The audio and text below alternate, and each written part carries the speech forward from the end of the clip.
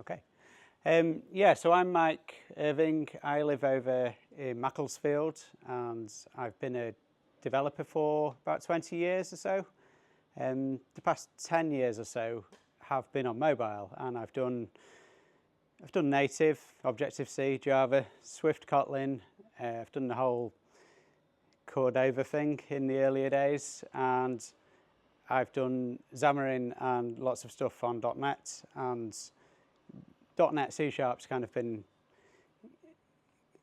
a constant throughout my career, really, from web development over to mobile. And we're here to talk about Xamarin, and in hindsight this should be called Xamarin Looking Back, because most of it is about the past, but we'll get to that. This is me, Microsoft MVP. I co-organise the .NET group in Manchester, .NET North, and a group in Macclesfield. And you can find me at these usual places, and occasionally, very rarely now, I write a blog on this sort of thing. I should do that more. So yeah, we're here to talk about Xamarin and what Xamarin is or was, and what people mean when they talk about it now has become a bit woolly. If I get a LinkedIn message off a recruiter now about Xamarin, what they actually mean is Xamarin.Forms, which is only one piece of many things that Xamarin was. So I'm just going to do a show of hands, like, who's heard of Xamarin? Has anyone used it? A few of you. So Xamarin Native, that was Xamarin.iOS, Xamarin.Android. So building native apps, but in C#. Xamarin.Forms, which came much later in the journey, and Monogame, .NET MAUI, Uno platform, Avalonia. Yeah, you probably haven't used the other things either. Xamarin Studio, yeah, lots of things. So it was actually lots of things. And well, why are we here? Well, if you've got Visual Studio or other IDEs, you've probably seen a lot of these notices coming up in the past year or so. Xamarin is end of life. It has been deprecated now, and there's a new thing called .NET MAUI. .NET MAUI is kind of a replacement for Xamarin.Forms, but it's not the same thing, and it doesn't replace all this other stuff either. So Xamarin was lots of things. You could do native apps in Xamarin iOS, Xamarin Android. So you would build your app the Apple way or the Android way. You just happen to be using C#. Later, similar mechanisms were added for Windows and Mac desktop apps. There was a mechanism called portable class libraries to allow you to share code between the two.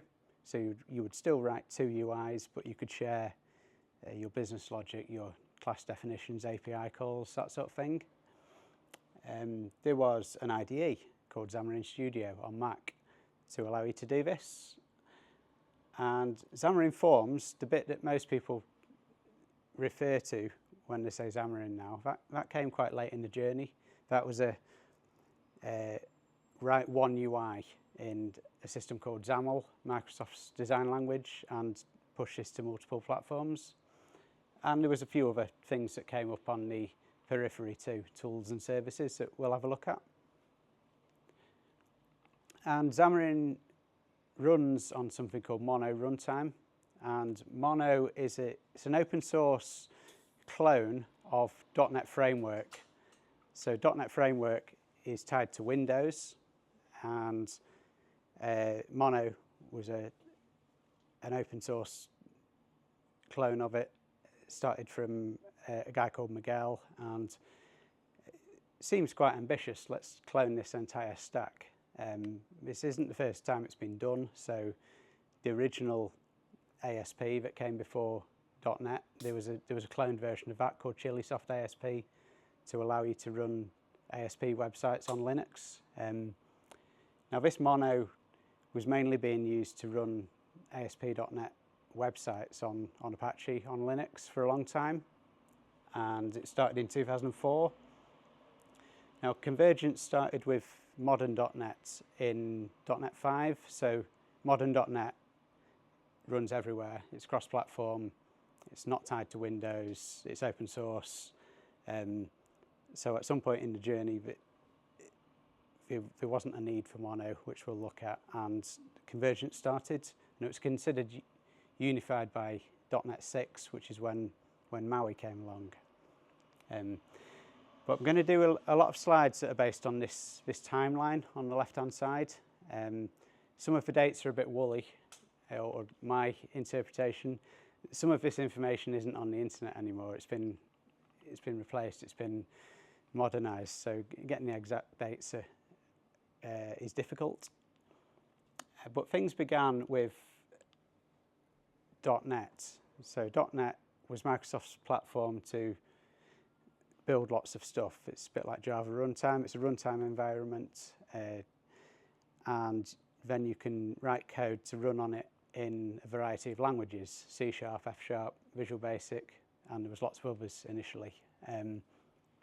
This began in 2002, and it allowed you to do Windows Forms apps or ASP.NET websites, that sort of thing. And we got a version 2 in 2005. There was quite a bit of changing between 1 and 2, heavy lifting, like you'd expect with a new ecosystem. And there was a version 3, which it started to become quite mature. Version 4 has been around for a long time. I'm not sure you can see those. Some of those dates should be in black when the relevant dates. Version 4 has been around since about 2010 and is still there in Windows now. It still gets security updates, periodic updates, 4.8 something, whatever it is now. Millions of apps, enterprise apps run on that on Windows. There's been a few other .NETs that have come along in the meantime. Compact Framework and Nano Framework. These were to run .NET code on low-powered devices, so embedded systems and very early smartphones before they were called smartphones. So the original Windows mobile devices that your courier might use, those sorts of things. But that's a bit of a distraction, and mono fits in the timeline there. So it was very early to the game, only just behind the framework itself. And then we got these things came along. So 2007, the iPhone was launched. 2008, Androids, and the other one a bit later on. And code got underway to try and program against these devices using Mono. And the iOS version was called Mono Touch initially, and the Android version was Mono Droid. And Mono at the time it had fallen under the umbrella of a company called Novell that used to write networking software. So it was under their jurisdiction, but there was a change at that point, and it was spun off as its own entity, and that's where this name Xamarin came along. So these things were renamed Xamarin.iOS and Xamarin.Android. Later we got the IDE, Xamarin Studio, and tooling for Visual Studio on Windows. And we got these portable class libraries where you could share code between iOS and Android. And later on we got support for other platforms, including Windows. So this is a very old slide from a Xamarin presentation, and this describes the problem when mobile came out. So you were maybe making web apps or other software in your company, and now these smartphones have come out and the boss is excited. Oh, I want to write mobile apps. What do we need to do? Oh, well, for iOS, well, you need a Mac, and you need to use Objective-C at the time, and you need to use Xcode. Big learning curve, perhaps. Well, what about Android? Well, you need to do it in Java, and you need to use probably Eclipse at the time, and later Android Studio. two complete different paths. But what about Windows Phone? Well, that's C# and Visual Studio. So you'd end up with no shared code if you want to target these things. Many languages and dev environments, probably multiple teams, lots of feature creep between the different versions you're putting out. I should imagine there'd be quite a different experience on the different platforms.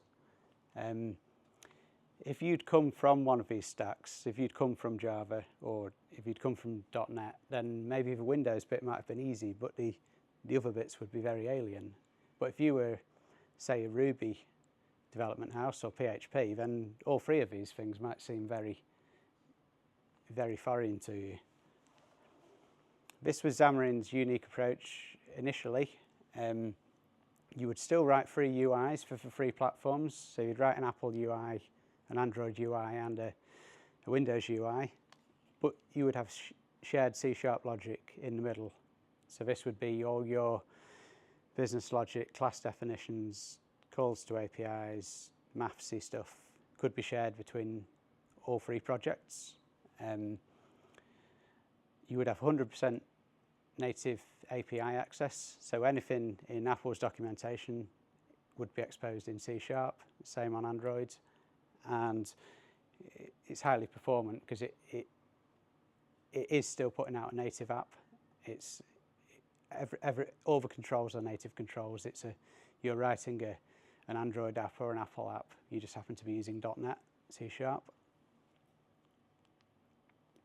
And yeah, you can target all these fancy devices that came on the market around the same sort of time.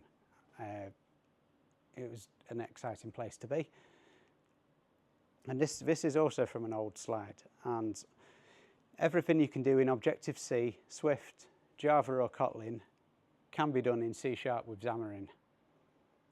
That's quite a compelling argument if you're trying to decide how to do mobile apps and trying to convince the boss what to do, or someone's trying to take charge of, we can't have three different teams doing three different things. Like, what do we do?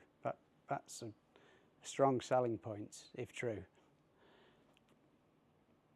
So Xamarin.iOS was the iOS platform. You're making an iOS app using C#. So not really exciting, but this is Xamarin Studio, and you've got main.cs, which is broadly equivalent to main.swift in modern times. And you've got appdelegate.cs. So it's the same as appdelegate.swift, but it's all written in C#, and you can extend it with any of your own C#. So you build things according to the Apple app lifecycle. Now initially it didn't have an interface builder in Xamarin Studio, so what you had to do was a bit clunky. You had to open the XIB file and before storyboards, and it would open Xcode. You'd do your UI stuff there, you'd save it, go back to Xamarin Studio, and it would then be available to code against. Later, a proper drag and drop interface builder was added into Xamarin Studio. The Android version was a bit more straightforward. Again, here's main.activity.cs. Looks the same as main.activity.java. It's in C#. And here's some Android XML. So Android XML is the UI definition on Android, and there's no code in Android XML, so those files could be copy and pasted in from a Java project as they are, and the IDE did have an interface builder, a drag and drop builder to go along with Android. So collectively these two things became known as Xamarin Native, and advantages, or you can use C# instead of Objective-C and Java.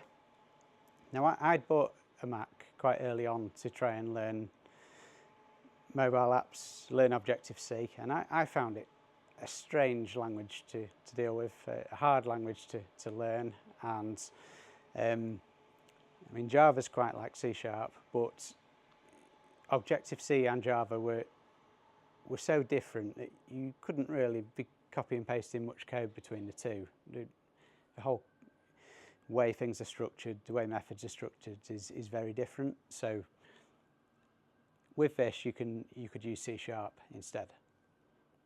You would still get full native API or SDK reach. Now, Xamarin used to pride themselves on same-day support. So if Apple put out 10.1 or 10.11 and there's some new APIs, you would get same-day support in Xamarin, which was really good. It's fast because it's still creating native applications, and C# is a nice fast language anyway. You could use Visual Studio on Windows or Xamarin Studio on a Mac. Disadvantages, well, it's not fully cross-platform because you've still got to write a UI for iOS, a UI for Android, and a UI for Windows. Relied on Xcode Interface Builder initially, and the iOS experience in general relied on having a Mac. So it was in the Apple guidelines initially that code had to be compiled on a Mac, and yeah, even if you were using Visual Studio, you had to have a Mac somewhere on your network to do the build for iOS, and there was a way of connecting to that. So yeah, kind of nice, but with clunky bits. And the Xamarin Studio, so this was the IDE on Mac. Not much to say about it. You can go in and create various types of projects. We'll create a single view app, and here's the app.delegate.cs that we saw earlier. And yeah, as it's running on a Mac, you've got access to all the stuff in Xcode. So you've got the iOS simulator, you can put a breakpoint in your C# code, and it will hit the breakpoint when you do the thing. So yeah, nice experience. And you can make things with monkeys in that most of our examples were based on. So yeah, advantages, you could develop on a Mac, giving you direct access to the simulator and all the other Xcode tooling, the export for the to push apps up to the store, that sort of thing you could do via Xcode once Xamarin had pushed the packages into it. It's quite a lightweight IDE. It's not huge like Visual Studio on Windows is, because it was narrowly focused on just doing this mobile development. But that's a disadvantage as well. It's not got all the rich profiling tools that Visual Studio on Windows has got for advanced debugging, and you can't do other types of .NET development in it, such as making APIs or Windows applications. It's very narrowly focused. We had this portable class libraries thing. This was to share the code between iOS and Android and other things. So yeah, it's cross-platform code reuse. That's all good. You could share it with non-app projects. So you could share the library with ASP.NET website or a Windows app, perhaps.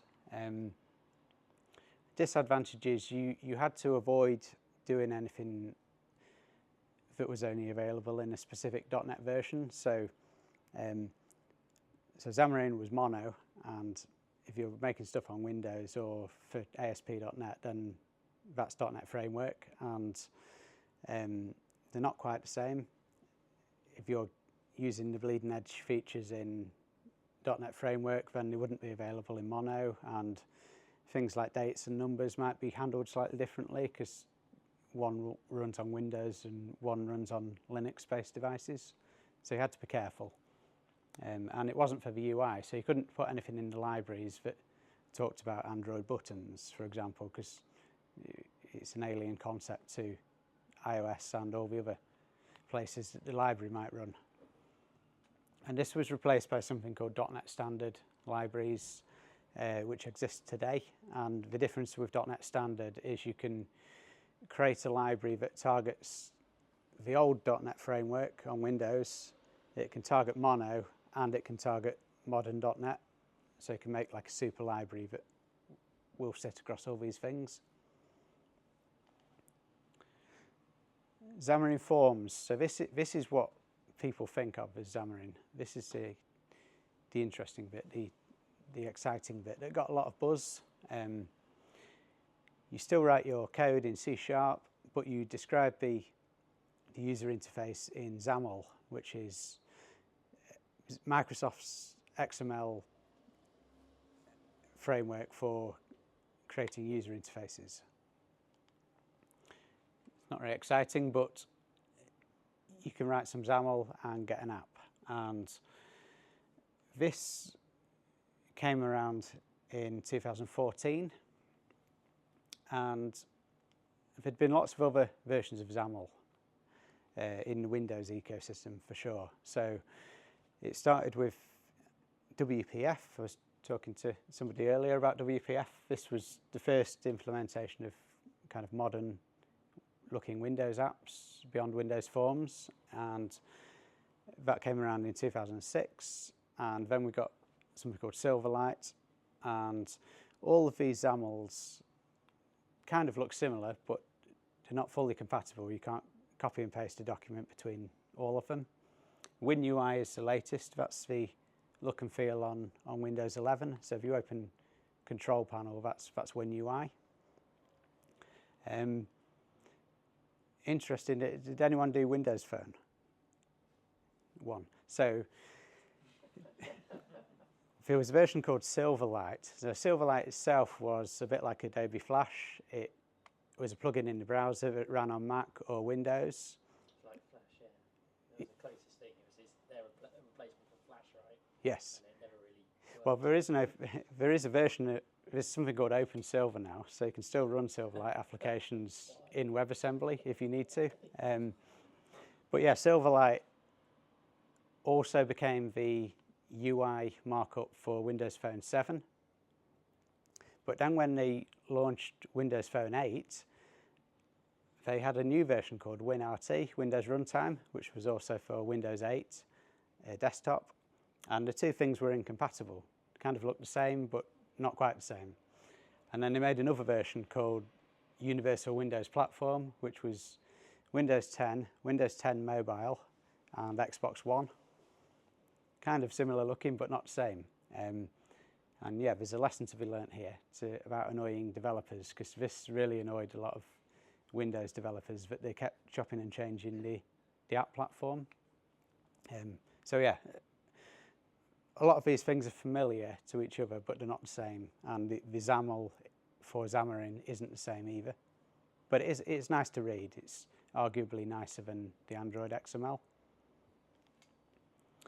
So this compares the two offerings. So Xamarin traditional on the left, there's some shared C# logic, but you still write free UIs.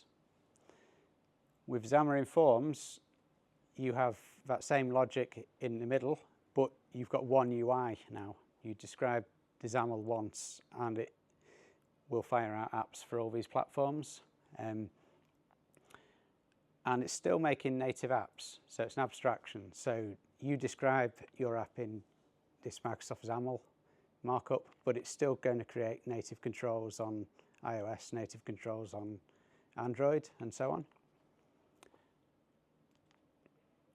And it kind of looks like this. We've got some XAML, and it can fire out free apps. In this case, Android, iOS, and Windows Phone. Now, they all look slightly different, and that is because unless you override it, it will adhere to the design guidelines for each platform. So if there's particular spacing, a particular font, text box is a white background, it will adhere to the platform design guidelines. If me feel sick. I remember all this pain, and I thought I buried it deep. You can override these things, but by default it will do this. So if you were to put a tab bar, which was one of the pieces in XAML, into your app, then if anyone remembers, iOS tab bar has always been at the bottom, but it used to be at the top in Android, and Windows Phone had this thing called pivot controls.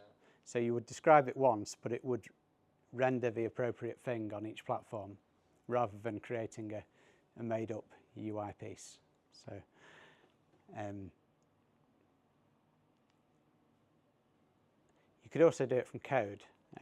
Now, this is all the rage nowadays with Jetpack Compose and Swift UI, and there's C# markup in modern C#, but you could do it back then as well. So primitive, but we're going to create a username, a password field, and a button using code. So you don't have to use XAML.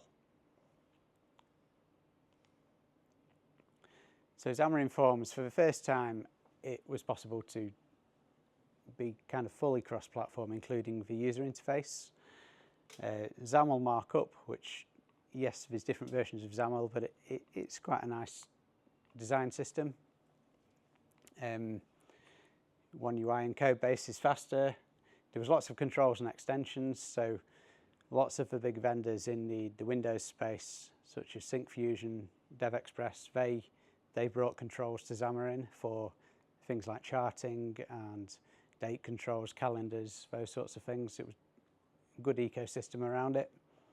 And you could do platform overrides. So yes, those free screens that looked a bit garish, you could start to change them per platform. On Android, I want purple buttons and I want this font. You could override it. Disadvantages. I was talking to somebody about this earlier. This kind of still applies today and applies to other cross-platform systems, in my mind. So you've built an app using all the inbuilt controls and you think it's great, and right now we want to use something else from a third-party vendor. I've done a lot of stuff with push notifications with OneSignal. If you go to OneSignal's website, it's got documentation for all platforms, including Xamarin, including other things, React Native, and you can get the code sample and you can get the library. Great. That was kind of the exception. If you went to lots of other vendors, I want to use Google's ad platform, AdMob. You go to Google AdMob and it's an iOS tab. What's in that? Oh, right, you need to use Objective-C or Swift nowadays. Android, right, it's Java and Kotlin. There'd be no mention whatsoever of .NET or Xamarin and lots of these other platforms. And yeah, that is still the case today. Xamarin had a guide of how to take the native library and wrap it up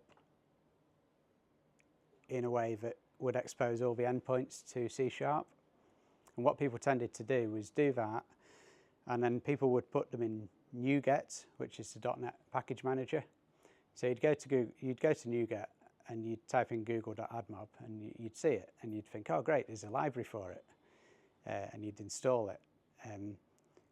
It's highly unlikely it was added by Google. It's been added by somebody in the community, and what could happen is whoever did that work has probably built their app and then moved on and not updated it since. So a lot of the libraries ended up quite far behind the official offerings. So the documentation and the endpoints you were getting sometimes didn't marry up. And yeah, unfortunately that problem still exists today. It was a bit of a second-class experience for creating Windows applications. Xamarin wasn't Microsoft. It was an open source project. It was primarily focused on iOS and Android. The community did a lot of the work to enable you to build Windows apps, but certain controls, certain pieces didn't render as nicely. And it was hard to debug platform-specific issues. So now we're using this XAML. It's a heavy abstraction from what's actually going to get rendered in the native app. So you've no idea that a button is a UI button on iOS and a button in Android.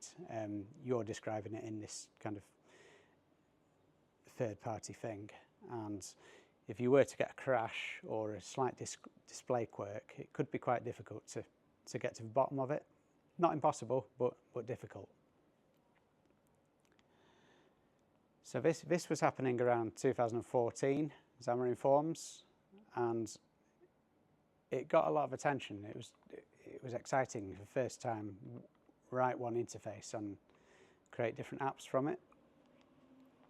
Some other things popped up around the same time. We got Xamarin University and Xamarin Test Cloud. So Xamarin University was a learning platform, a bit like Microsoft Learn today. Lots of self-help guides, tutorials, guides written by really clever people, big name developer advocates, YouTube channel of videos. That's still there. That screenshot's recent, so that's still there for some reason. But yeah, a lot of effort had been put into trying to bring people onto the ecosystem and to learn this stuff. We've got Xamarin Test Cloud.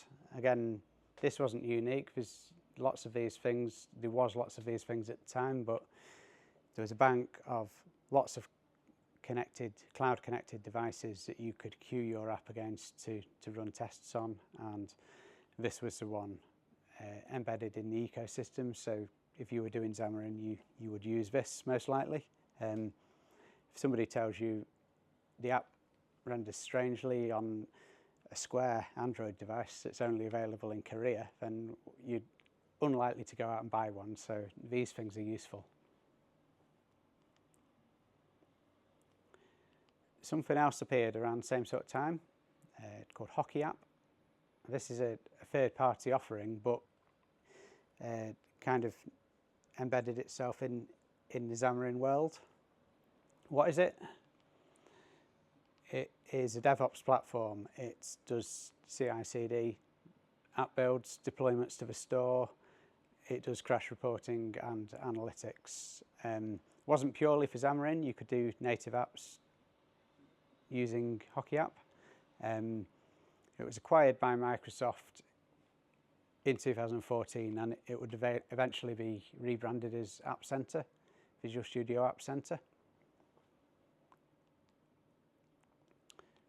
I'm just going to talk about pricing. So, well, was it free? It was free, wasn't it? No, it wasn't free.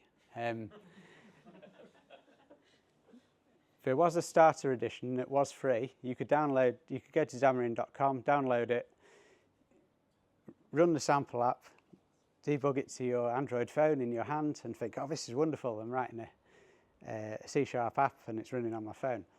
It had a very small usage limit based on lines of code, not including any assets, and it was really small, like 64 kilobytes. So you could run the sample app, change it slightly, and then as soon as you tried to do anything else, it was like, oh, you need to pay now.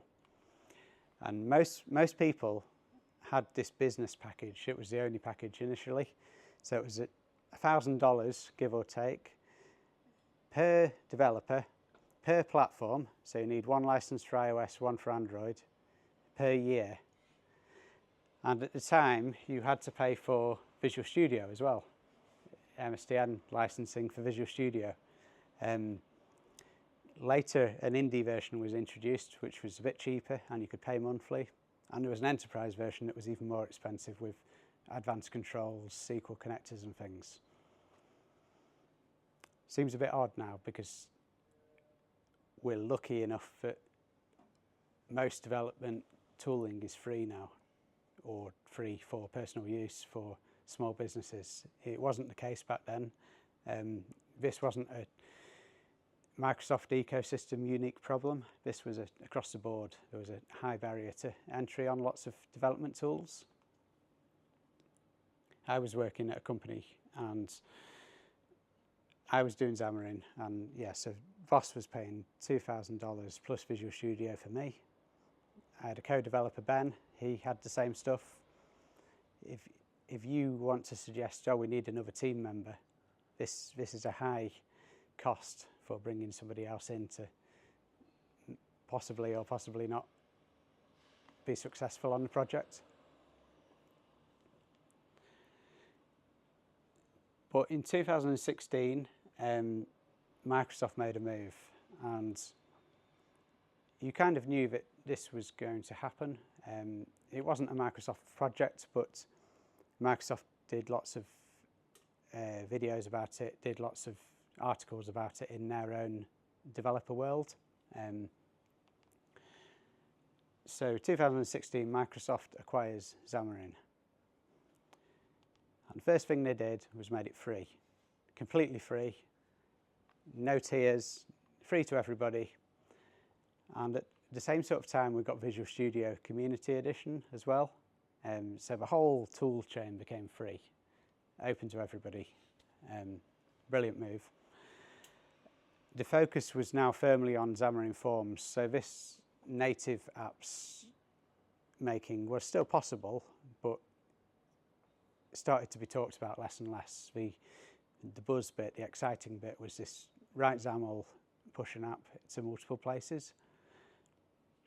Visual Studio would be, Xamarin Studio would get renamed to Visual Studio for Mac, and better support was added for Windows and Mac desktop apps. As you would expect, Microsoft are now driving the bus. We're going to improve support for desktop and for Windows.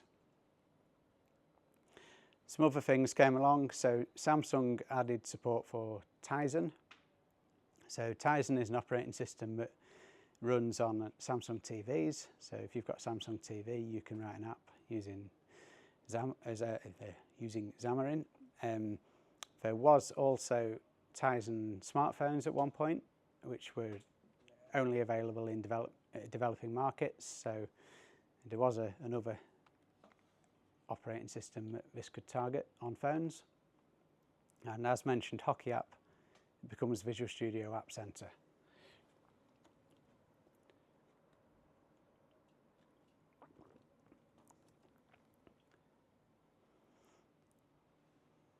So yeah, Microsoft had acquired it, and it was getting quite popular, getting quite exciting at the time, and a big push went on, and some other things popped up. Xamarin Dev Days and an iOS simulator for Windows. And a big push was put into these other things as well, the learning material and the test cloud. So what's the iOS simulator on Windows? Well, as we know, the iOS simulator runs on a Mac, and it's installed as part of Xcode. Before this, you could still write an iOS app on Windows, but you either needed to deploy to a phone or have a Mac sat next to you to do the testing on. This thing was added called Pair to Mac in Visual Studio on Windows, and you can connect to your locally available Mac. There'd be a bit of a software exchange, and then all your simulators from your Mac become available in Visual Studio in Windows.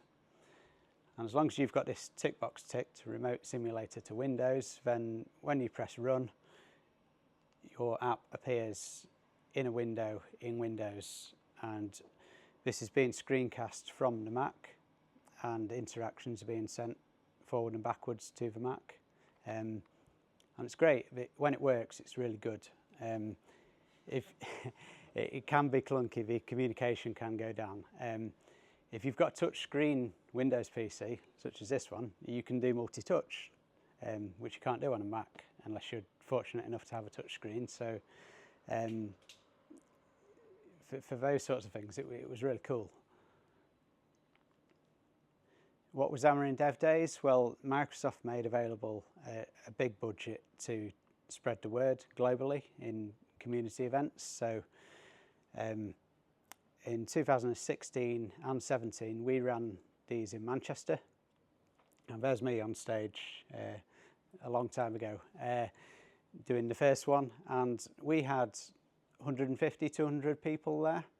Microsoft provided all the learning materials, the slide decks, paid for lunch and everything. So there was a big push on this, and the enthusiasm for this tooling was really high at the time. So what happened next? It kind of reached this peak and kind of stopped and went off the boil a bit. Well, Microsoft were working on a new version of .NET, so Xamarin was still running on this Mono open source project, and Microsoft were building a new .NET. Back to the timeline, .NET Core arrived 2016-17, version 1.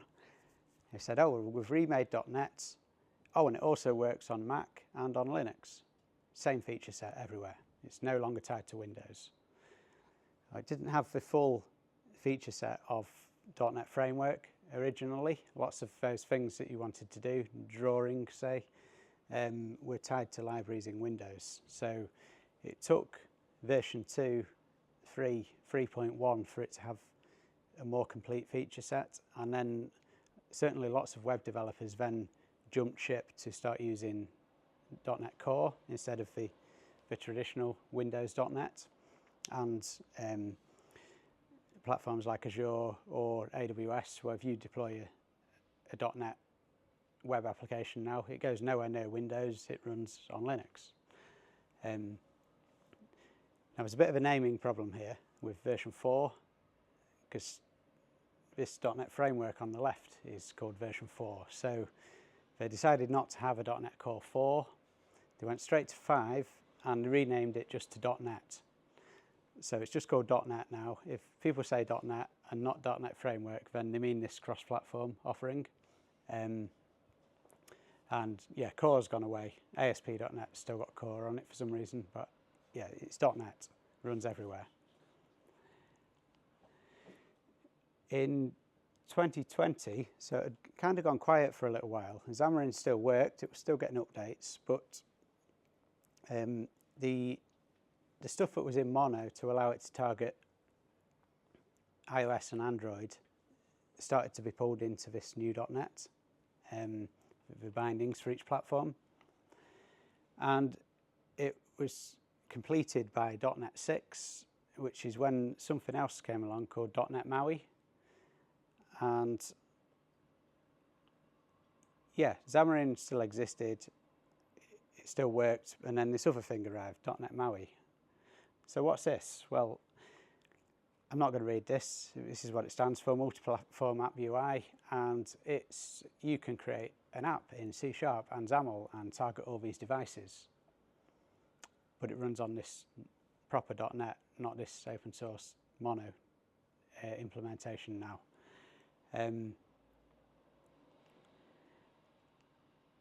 You can go to Visual Studio, create a MAUI application, and you can target all these devices, phones, tablets, televisions, or computers. Now, the messaging wasn't great, I would say, around this point. Like, what's happening with Xamarin? And now you've launched this new thing. Like, what's going on? So, MAUI was similar to Xamarin.Forms. So it's this describe your app in XAML and use C# approach. But it's not the same. It's not fully compatible. Obviously, it's a rewrite, and lots of controls and things got deprecated or changed, and that's natural when things change. Now, if you were sat on an app around this point, like websites, apps have a life cycle. You might use the code base for 2 or 3 years and throw it away and create a version 2, perhaps.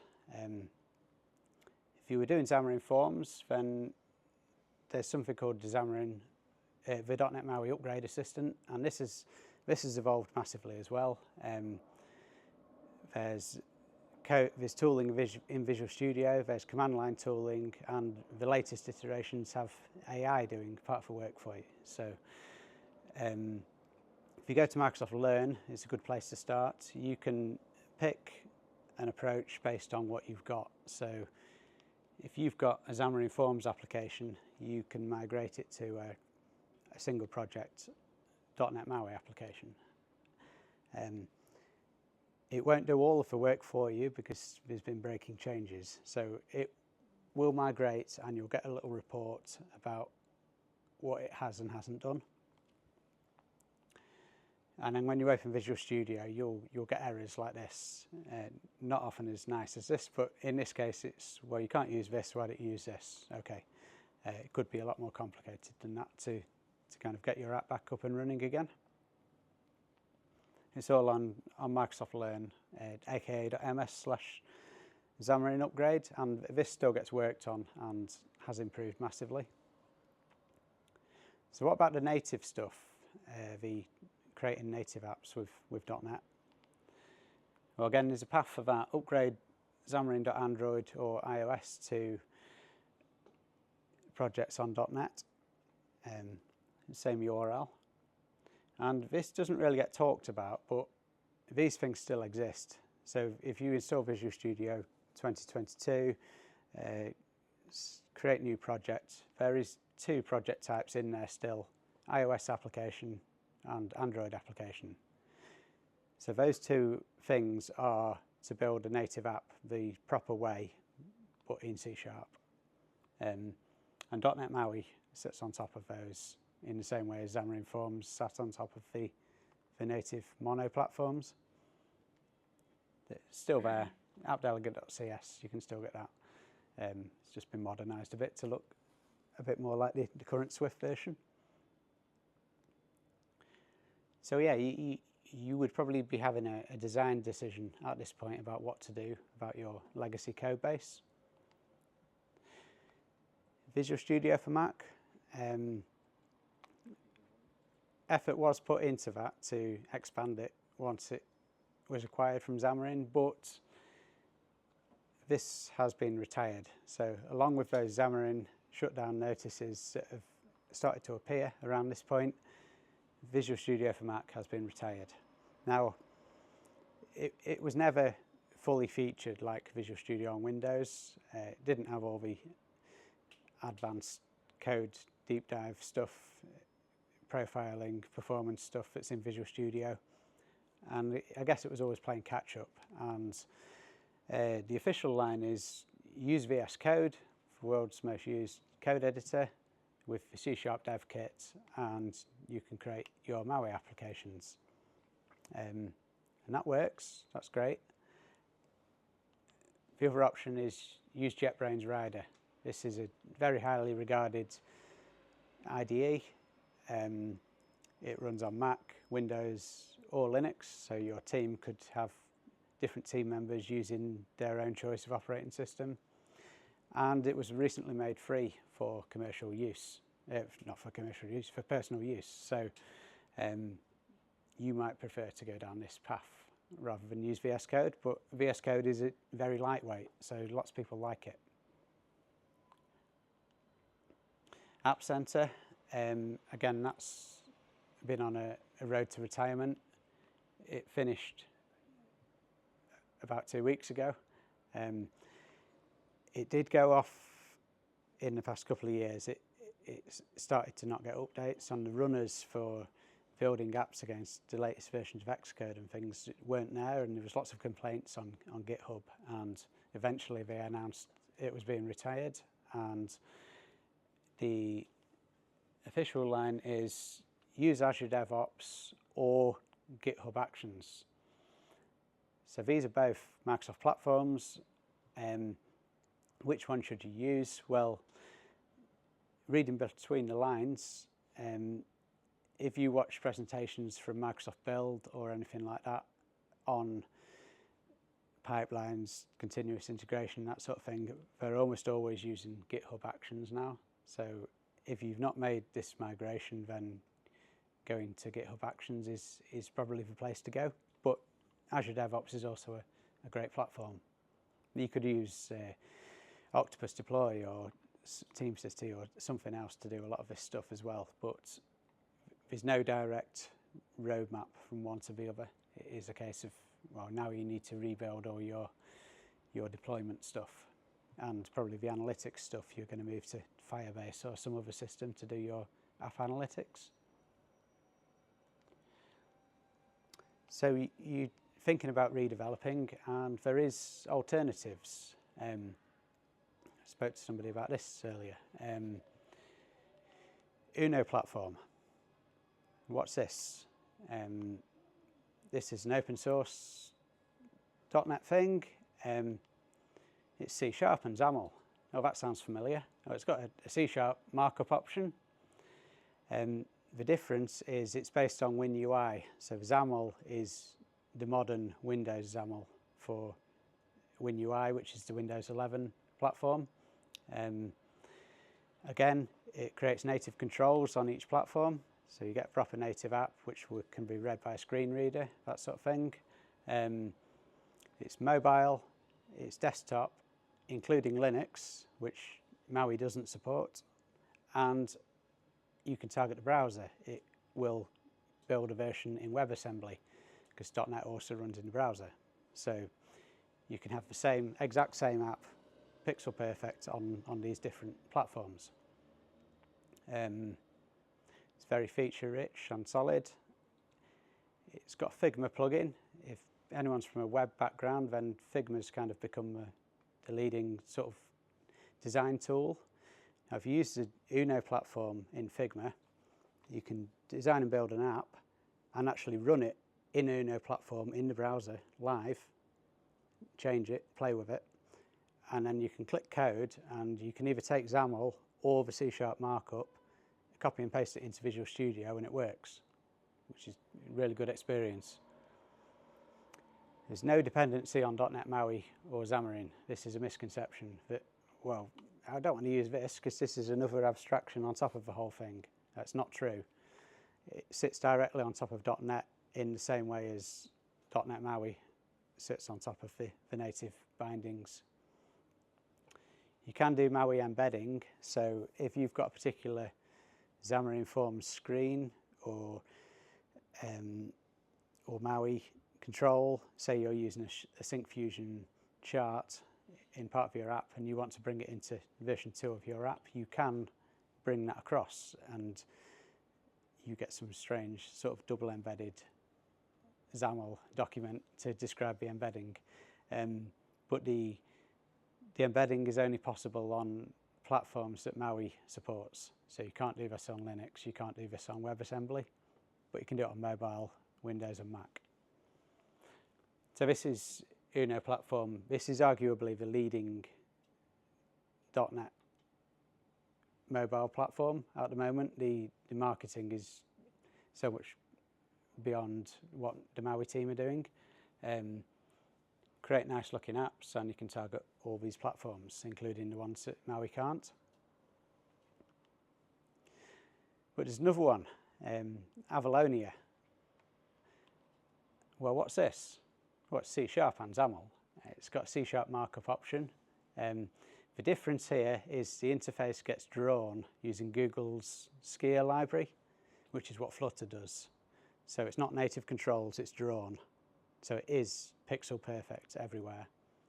But the disadvantage of that is perhaps your app won't read great with a screen reader, that sort of thing, because it won't flow as a natural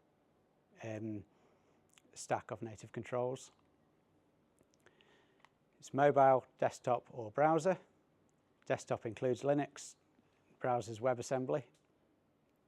It's more mature for desktop. This has been around for a long time. This is older than Xamarin. Again, it's open source. You can use this. I spoke to somebody about WPF earlier. So WPF was the first kind of modern looking Windows UI, and they've got an offering called XPF where you can take a WPF app, change it to XPF and run it on Mac and on Linux. 0 lines of code changed is the promise. That's quite a compelling selling point for if you have got WPF apps in your company. Again, there's no dependency on MAUI, but you can do the MAUI embedding thing as well. Not very exciting, but it can make apps.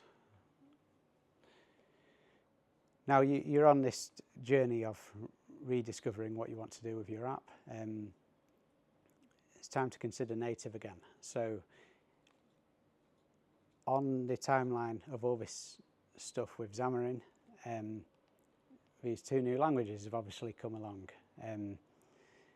nice, modern languages, not like Objective-C and the Java problem, but you couldn't really share things between the two because they were so different. They've obviously both got a UI as code option, which lots of people like now.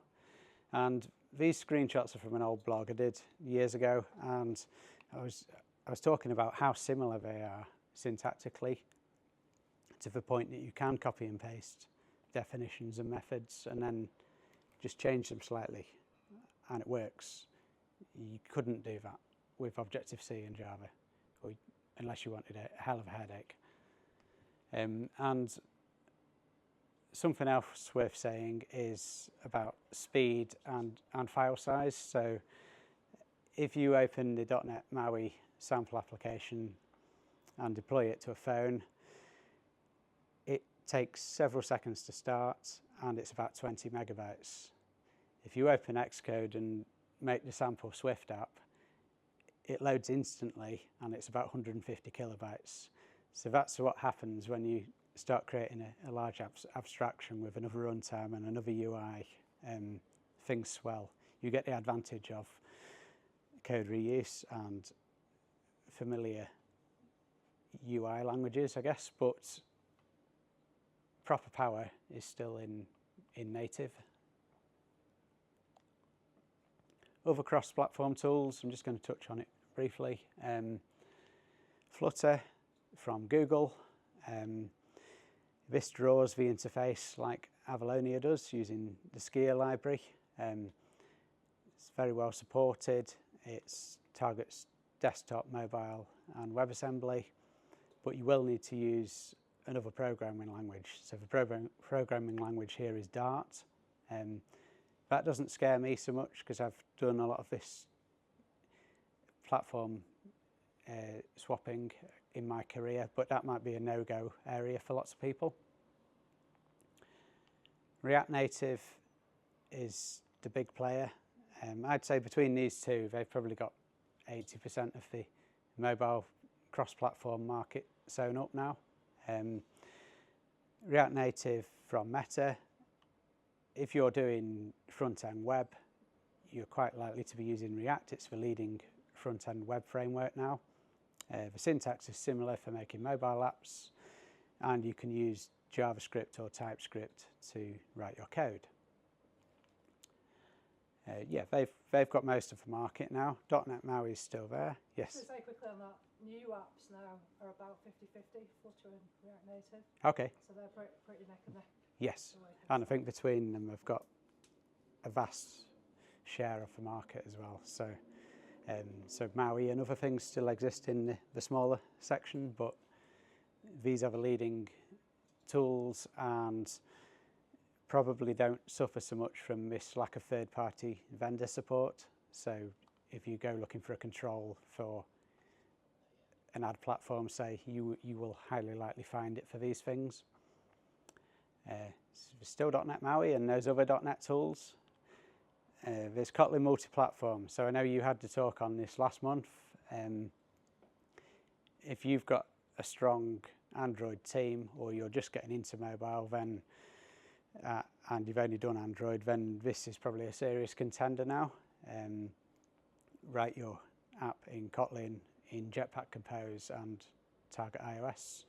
It reminds me a little bit of the early days of Xamarin, because when I first tried this, there were still steps where you needed to hop out to Xcode and change something, and then come back to the JetBrains IDE to do your Kotlin or to Android Studio. That might have changed now, but yeah, similarities to that long ago process. And that's kind of it. The Xamarin has ceased to be. These notices were served. So it hit this peak of popularity, then things went a bit quiet, and then they did publicise the end game in the last year or so. That has occurred. Now there's .NET MAUI and other offerings. There's been a few movements since. Late last year, Mono project was donated to Wine, This was announced by Scott Hanselman on Twitter, and this is the blurb for it. Well, what's Wine? It stands for Wine is not an emulator, and it is a series of APIs to allow Windows applications to run on Linux. So you can run Excel on Linux desktop using Wine. This is older than Mono, older than .NET. It's been around 25 years or so. If you buy a handheld gaming PC like an Asus ROG, it doesn't run Windows, it runs Wine.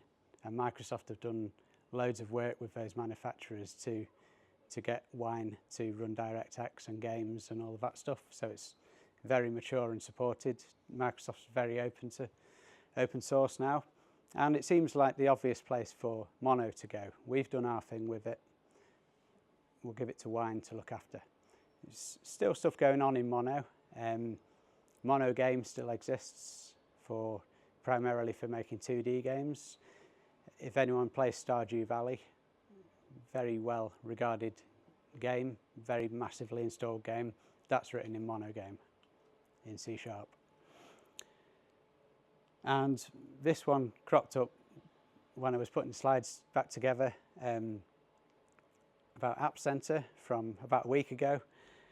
So it retired at the end of March, but they've announced that they're still going to keep analytics and diagnostics running for another year or more and create better workflows of how to migrate your stuff onto Azure DevOps or GitHub Actions. So that's a nice move if you hadn't got round to doing anything about it or didn't know what to do about it.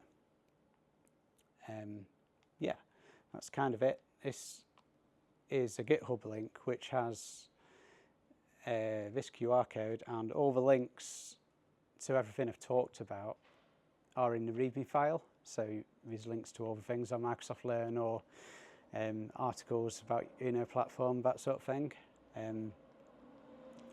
Contact me at the usual places or read my blog. And yeah, we've taken one question, but we've also had Slido running, so perhaps Luke can tell us if anything's come up. There is one. Okay. MAUI seems like a great offering. Do you think it will catch up to the likes of React Native, Kotlin multi-platform, and Flutter? It is a good offering. I think had it happened sooner, had it been communicated what they were doing with Xamarin End of Life and Remake, it would have kept a much higher market share. It is now, it's not a drop in the ocean, but it's much smaller than React Native and Flutter. I would like it to catch up. There's a good ecosystem behind .NET, great package manager. It's a growing tech stack, but personally I think React Native and Flutter have kind of got it sewn up, really. Why do you think that is? Is it that Microsoft didn't do as good a job in marketing Xamarin? Because it sounded like they really put the money where the mouth Yes. was with the different events that you went to and Yes. ran. Or is it just that technologists prefer the other tools? Are they just better in some subjective way, perhaps? React's got an advantage of React on the web has gone big style and become the leading framework, so that's maybe the natural choice for a lot of agencies and stuff. We've got a React team, let's look at making apps. Yeah, the marketing is a factor. The Uno platform, their marketing is much more on point than Microsoft's, and they're pushing out new features on a much faster level. I think when it launched .NET MAUI, it had this deadline of it needs to ship with .NET 6. So there's a version of .NET every year. We're currently on version 9. Version 10 will launch this year. When it launched, it wasn't ready. There was thousands of issues on GitHub saying this doesn't work, this doesn't work. And at the same point, Xamarin was beginning to fail so you could still build Xamarin, but the platforms change. Apple changed something. If you're creating a cross-platform tool, you constantly need to plug it back in, and yeah, I think it became a mess, and it's better now, but lots of people jumped ship at that point, I think. And people, you do have this life cycle in an app that it works. 3 years later, we're going to rebuild it, and lots of people have replatformed at this point or gone back native, because Swift, Kotlin are much nicer than what came originally. So. The other problem was Maui kind of came out during a pandemic, right? Yes. But at the same time, Microsoft were going, we're actually going to use React Native to rebuild Office and everything else, which gave no confidence in Maui, right? Microsoft have teams making apps on a whole diversity of different platforms. So the Teams app is an Electron app, so that's just a HTML app. Yeah, they've got apps that run in React Native and other things, and they've got some Maui apps, but they're not dog fooding their own platform all the time. So people are making things in other tools that look great, and yeah. It became one of the biggest contributors to the JavaScript and React Native framework at one point. Yes. And it's just like, what? Well, so confused from a developer community. You're not investing. It feels like you're investing in a different thing than your own thing. It's like Microsoft wrote TypeScript, and TypeScript became the language chosen by Google for Angular, and Visual Studio Code has become the leading editor. So yeah, effort's been spread across the board, and possibly not enough effort's been put into Maui. So yes. Why was there such a kind of diversion with the 3 different types, with like kind of Uno, Avalanche, or whatever it was, and .NET MAUI? Were they all kind of like managed by Microsoft, or was that independent? No, none of these things came from Microsoft. So Xamarin was its own entity. Uno platform was created in-house by a Canadian company called Inventive, and they launched it commercially after that. It's still open source, but they built that on their own back. So it runs on .NET, but they wrote all the UI stuff to clone WinUI. And Avalonia has been around longer than Xamarin, and was heavily used on embedded devices at one point, and desktop. It compiles down much lower. They done a lot more work on ahead of time compilation, so there's no runtime, and yeah, they've just 3 things have come from different places. Unity's C#. There's other things as well that run on it, but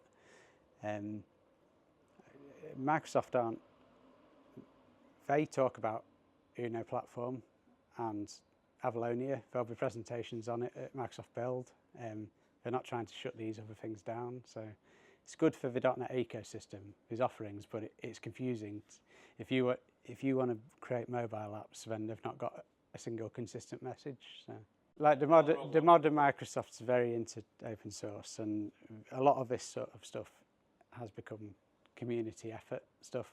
So there's something called the Community Toolkit for Xamarin or for .NET MAUI, and yeah, lots of these things are being built not by Microsoft themselves, and that might be reflective of the market share they've got now. Well,